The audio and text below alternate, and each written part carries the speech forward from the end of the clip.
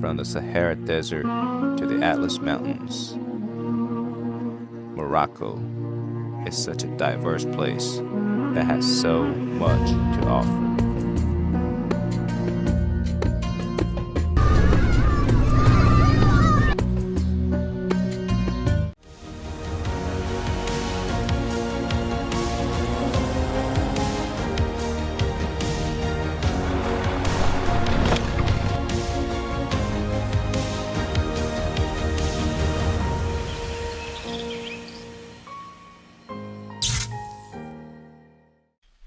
Buenos dias, everybody. Welcome back to another episode. I am currently in Aguinane, Morocco. Now it's 7:30. I'm about to have my breakfast and get ready to leave. So here's the traditional Moroccan breakfast. So I've been having this same set of breakfast almost every day since I got here. Some kind of bread, crepes, jam, coffee, and eggs is exceptional. This is actually the first time I've had eggs as breakfast. I don't know if it's just Ramadan or, yeah, most of the breakfasts I had so far are just crepes, bread, jam, coffee, tea, and orange juice. That was it. So, I'm about to dig in. Okay, bye-bye.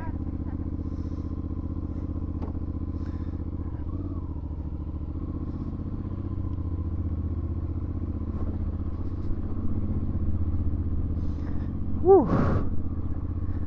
What a lovely stay. This is the only guest house in Aguinane. Wow. Look at it. Oh, this place is magical. It's an incredible oasis at the bottom of this canyon. And yesterday, the older son took me to their mosque because as a Muslim, they pray 5 times throughout the day, and their evening is the biggest one. So I went with him, and I was the only foreigner in there, so everybody kind of stared at me, but it was very interesting. I've never been to a mosque with a group of people, but yeah. There were a lot of bowing, kneeling, praying, and in the end there was a singing. Very interesting. Everybody's so welcoming. And after the singing, everybody came and shook my hand.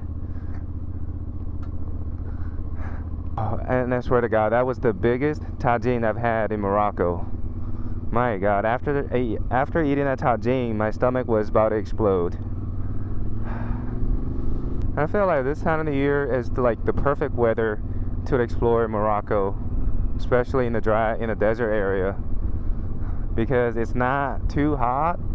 What I've heard is Morocco, especially the desert area in the summer, gets up to like 45 to even 50 degrees Celsius. That's not bearable at all. But today I am getting back on the national road first and get to Tata. Hey baby. And then from Tata I'm gonna get on the another section of the Trans-Morocco Trail.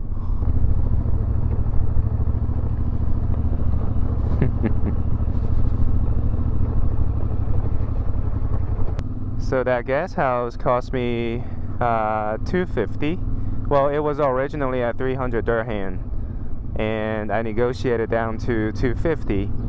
But this morning, when I was about to leave, I gave him 300 because I didn't have change, and because they didn't have change, so they gave me 100 back, and they only charged me 200. But you know, I felt like they probably need that 50 dirham more than I do, so I ended up just paying them 300 in total. I mean, after all the hospitality they showed me, the great food, and the mosque experience, you know, I can't really complain much. Oh, it's like things like this during the trip that always make me feel blessed.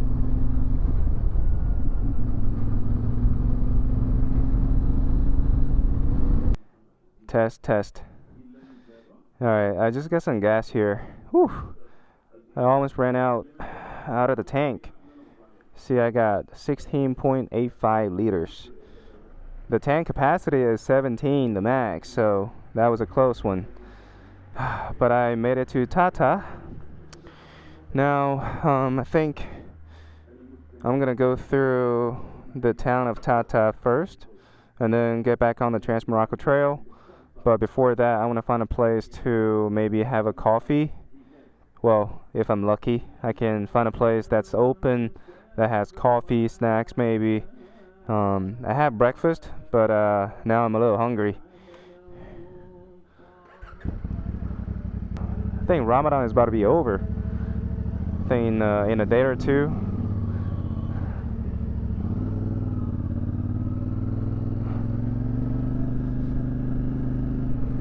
Having some green tea here in this little shop in Tata. I'm simply amazed by these contours of these hills or mountains.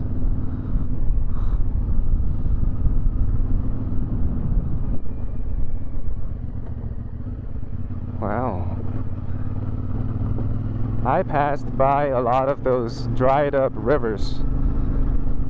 And I guess millions of years ago, this area used to be an ocean. This is the bottom of the ocean.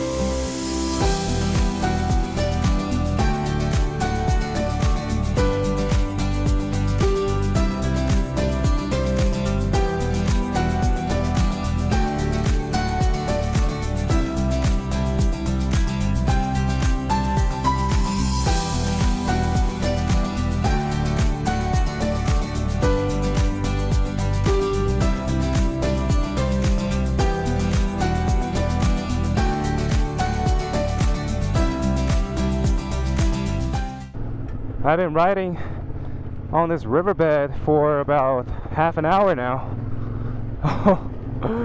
It's all gravel. Whee! Ah. Whoa! My God!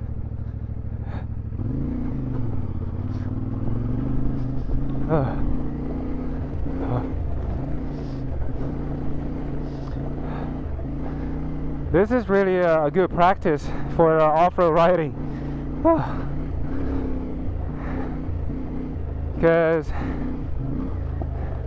you really have to be on your pegs all the time. Whew.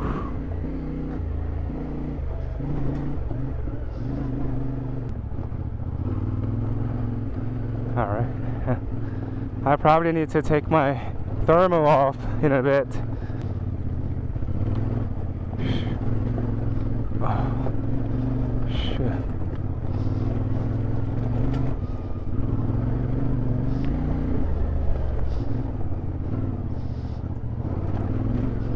Shit. Yeah.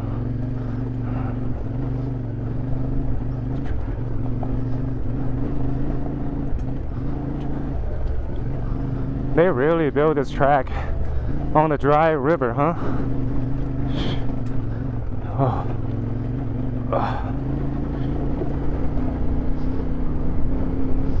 Shit.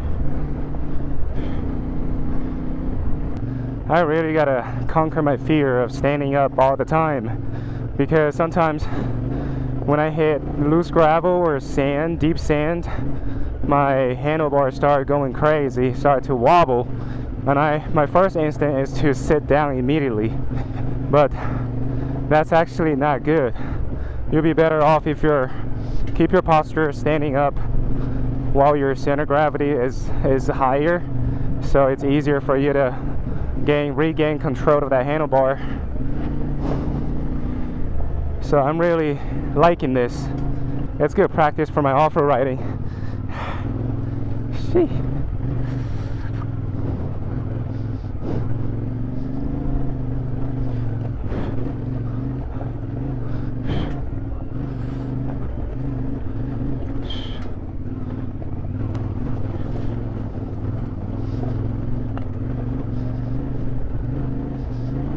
Oh, I'm getting sore. Oh. Oh. I am almost at my hotel. Oh my god, it's up there. How am I gonna get up there?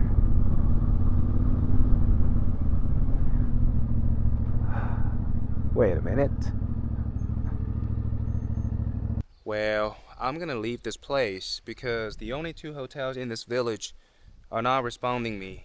And I got to the hotel, I knocked on the door, nobody was there, and I even called the WhatsApp number, nobody answered. So instead of waiting, I'm just gonna continue to the next town. Apparently the next town is bigger, so it's got a lot more options.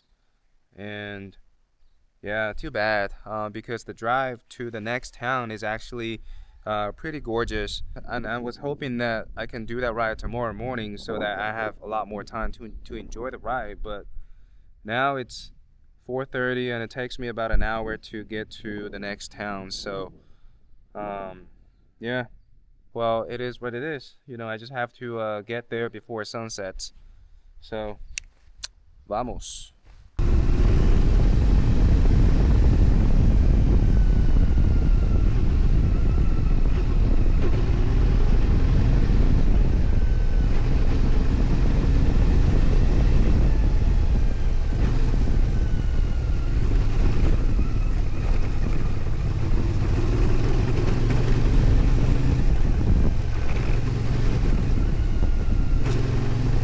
Finally having some food. This is the second meal of the day. I only had breakfast this morning, but I have some chicken tagine with veggies. Now I'm in this town called thru. I think I'm gonna stay here for 2 days. I've been riding for 3 days without stopping, and tomorrow I'm gonna stay here, catch up on some videos, work, do laundry maybe. So alright, thank you so much for watching the episode. I'll see you in the next one. Ciao.